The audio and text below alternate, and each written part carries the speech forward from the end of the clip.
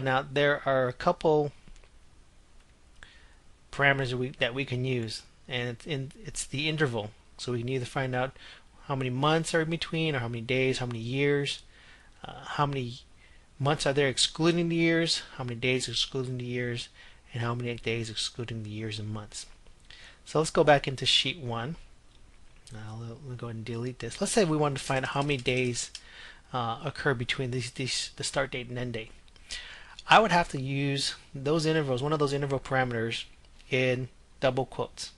So the interval parameter for days is d. So I just put d in double quotes, do a close parentheses, press enter.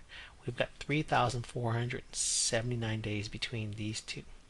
How many months do we have between these two? Well, if I go back in here and I just change that d into an m, we have 114 months. What about years? Well, let me go back in here, change that m to a y. I bet you'll say 9, and we have 9 years. But let's say, for example, we wanted to figure out how many years, months, and days are between these two dates. Well, we already figured out how many years are between there. So let's type in years to label that one. After 9 years, how many months do we have between here? Well, let's put in the label here. To figure that one out, we're going to use the months excluding years. So what this does is it gives us a complete calendar month between the dates as if they were in the same year. Right? So between June and December, there should be 6 months.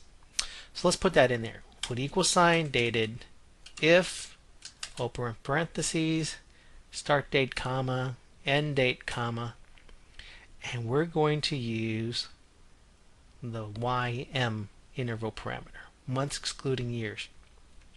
Go back here, open parentheses, ym. Now this should give us 6 months. So it's going to pretend like that is basically between this June and December, it's all in 1 year. So the start date, end date, there's 9 years, and then there's 6 months. How many days? Well, let's put a days label here. And the interval parameter we're going to use is this one. Days that are excluding years and months. So it's going to give us the calendar days between some dates as if they're in the same month or the same year. So we go back to our sheet 1, between the 20th and 29th, that should be 9 days. So let's put that into this little function, all right? Dated if, open parentheses, start date, comma, end date, comma, and then, what was it? Oops. That was month. That was month day, MD. So let's go ahead and put